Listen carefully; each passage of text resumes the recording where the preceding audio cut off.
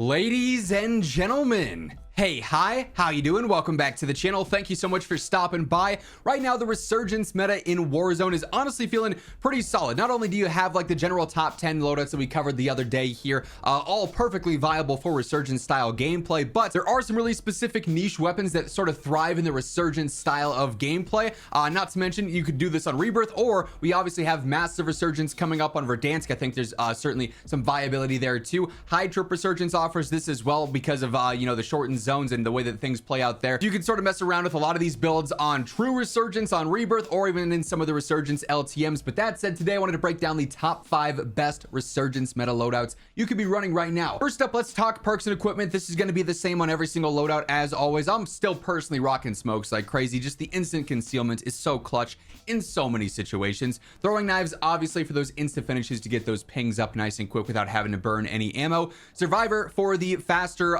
regen. It's 4 seconds now. The menu is still wrong, but that's obviously huge. If you can get a faster regen, that is very clutch, and you get the faster revive as well. Tracker, obviously highlighting the enemies when you hit them. It pings them with that red outline, so it's kind of like a legal wall hack in a way. And then gung ho, so you can sprint, or tac sprint rather, and reload at the same time. For me, that is huge. But like I said, that stays the same on every single loadout here today. Let's talk weapons now. First up, really fun combination. M4 combined with the C9. The buff the M4 got with Season 3 Reloaded is fantastic feeling. This thing is now a true contender over the mid to long range, and the C9 up close obviously is the perfect complement. Not much changing with the C9 loadout here, honestly. Still rocking a compensator for the better vertical control. Long barrel extends our range out to just over 15 meters. Ranger foregrip for a nice mix of recoil control horizontally, then also some sprinting movement speed as well. Extended 2 being a 50-round mag here works just fine, and then I also go for the ergonomic rear grip, helping out with that slide to fire speed. Better ADS and jumping ADS speed as well is pretty solid there for the close range option.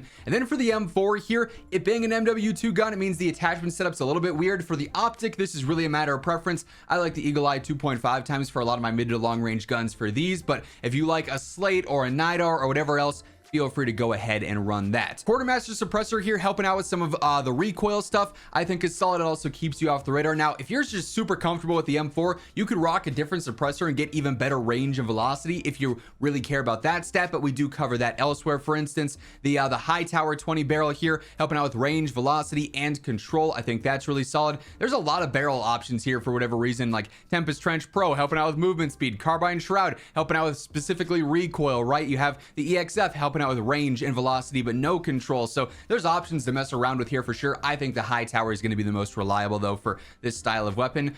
45 or a 60 round mag is going to work just fine here. Obviously 60 if you're playing in some of the higher squad sizes is probably what you're going to want to lean towards. Then also I go for the high grain ammo, helping out that range and that velocity as well. So we end up with over an 1100 velocity, which is solid, and nearly a 60 meter effective damage range. So yeah, the M4 is actually completely capable of holding its own in the mid to long range, which is really cool to see. Next up, another really strong rifle SMG combo is the Cypher and the Ladra. The Cypher is an insanely versatile rifle, right? Like if you get caught in a 20-meter fight with this, typically you'd want to have your sub out there, but the Cypher, if it's in your hands, it can hold its own. Then if you're at 40, 50, 60, 70 meters, it's going to hold its own there too. It's low recoil, great TTK, and damage throughout. It's one of my favorite weapons in the game just based on how it performs and feels. Then you pair this with a Ladra and you can fry up close. Great movement, easy to use, quick TTK as well. For the Ladra setup here, again, nothing really changing based off our initial class setup for the start of this half season. Long barrel extending out our damage range to over 15 meters, which is great. Ranger foregrip, better control and mobility there. Extended 2 being a 66 is massively clutch because this rate of fire is crazy. So the more ammo, the merrier here. The higher the capacity, the better here. Quick draw rear grip for the snappier ADS just makes this thing feel really aggressive. Then I also really like balanced stock on here for the better base movement speed, and then also the better strafe speed as well. So this thing is agile, it's aggressive, and it's going to kill real quick, which obviously is very important at the end of the day. And then for the Cypher build here, again, really a matter of preference for your optic. I like the Volsky reflex on this. I've also messed around with the Otoro red dot, the Kepler microflex even. Use whatever you're comfortable with here at the end of the day. Monolithic suppressor, better range and velocity, and then reinforced barrel is going to do more of the same there. 1166 velocity, 52 meter effective damage range. Fantastic stats and fantastic values there for resurgence style gameplay. Ranger foregrip, just because this thing is pretty easy to use in terms of control, and this helps make it even more versatile and aggressive. Then also extended 2 here, a 60 rounder with a 561 RPM is great. The damage per mag is going to be fantastic there, and this thing is insanely reliable. And by the way, as we are breaking down all the weapons, all the loadouts here today, if you guys enjoy the video, you find the info helpful, be sure to drop a like. It's always seriously appreciated. And of course, if you're new to the channel, you want to guarantee that each and every day you're in the know for everything going on in COD, no better place than right here. So feel free to hit that subscribe button and turn on those post notifications. Next up here, I've actually got a gunfighter loadout, so no true secondary here. You're gonna be stuck with a pistol or a special. The nail gun's honestly a decent option to run with this, just as a quick little replacement until you either get your second loadout or you pick up a true secondary off the ground. But running 8 attachments on the TR2 makes this thing insane. The TTK values on the TR2 are nuts. This thing absolutely melts, and when you put on 8 attachments, I mean, you're covering all ground here. You got better range, better control, better mobility, like everything is enhanced, and this thing completely melts if you know what you're doing with a semi-auto gun. So here for the optic, I do go for the Otero red dot, of course. Again, preference based at the end of the day. Monolithic suppressor, better range and velocity. Reinforced barrel, range and velocity.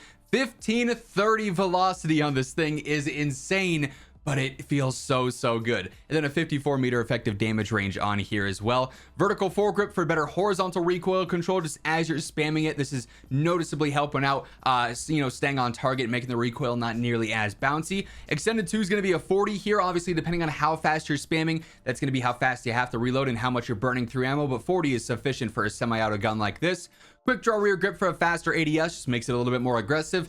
Infiltrator stock for the better strafe speed is huge as well. And then rapid fire only hurts the recoil control here, so you get better TTK at the cost of some control, but you pretty much get familiar with the control depending on how fast you're spamming it. It's something you just learn over time, and you can become very familiar with this and learn its behavior pretty quickly. And this thing is just going to destroy. One of my favorite guns in the game right now, honestly. Next up, I did want to include a sniper option here in the HDR, even though it's clearly the best long range sniper for standard battle royale, also is phenomenal on resurgence style gameplay. There's no range at which you can't one-shot headshot with this thing, and it's so straightforward, so easy to use. And I actually pair this with the GPR as a fantastic sniper support choice. This thing is, again, very aggressive for a rifle with this iron sight based build. It is perfect for the close to mid range here. Quick TTK in those areas as well. Here I do go for the monolithic suppressor. If you want it to be a tad bit more aggressive, you could just straight up go for a normal suppressor as well. Obviously, you'll lose out on some range and some velocity, but it'll be better for your ADS and your strafe. But personally, I like the feel of monolithic.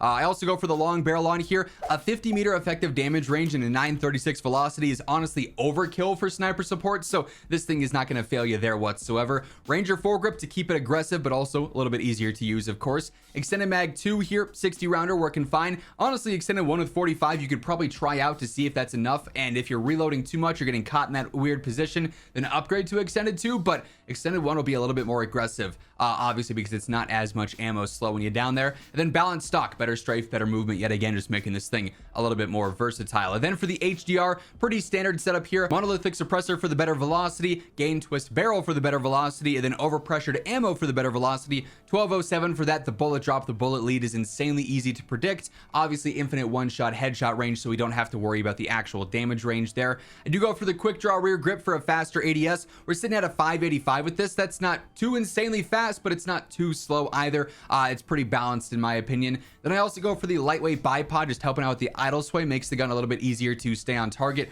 Won't have as much bob and sway as you are ADSing if you're not holding your breath there. So yeah, really solid sniper setup. And then lastly here, just a TTK beast of a loadout. We got the AMAX cover in the mid to long range. This thing's going to melt. Then the Kompakt up close also shreds with one of the fastest close range TTKs in the entire game. You really just got to focus on recoil control for the Kompakt. So long as you're hitting your shots, this thing's TTK and damage per mag will be fantastic. If you start to miss a decent amount of those shots, the damage per mag is going to fall off and it's going to be kind of rough. So you got to learn the accuracy and the recoil with this, but after you do, you're set. This thing, like I said, will fry. So compensator on here for the better control. Ranger foregrip as well. If you want to go all in on horizontal bounce, vertical is not a bad option. You're just losing some of that mobility there, of course.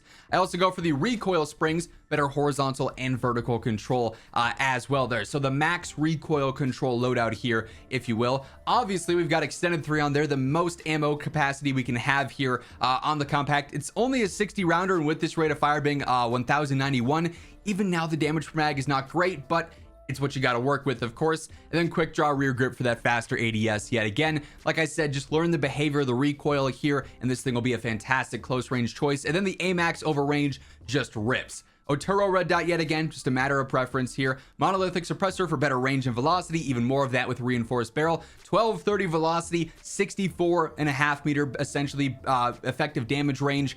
This thing is overkill for Resurgence, quite frankly. It's going to be so dominant in any situation you get into. Vertical foregrip for the max horizontal control, making the weapon as easy as possible to control. And then also extended to here, 60 rounder yet again, working just fine. This thing is probably the #1 long range option for Resurgence gameplay, or really just in the game in general, I would say. But that being said, that's going to wrap things up. If you enjoyed the video, you found it helpful, be sure to drop a like. And if you're new to the channel, feel free to hit that subscribe button on your way out. But once again, thank you so much for tuning in. And until next time, take it easy, have an awesome rest of your day, and I'll catch you later.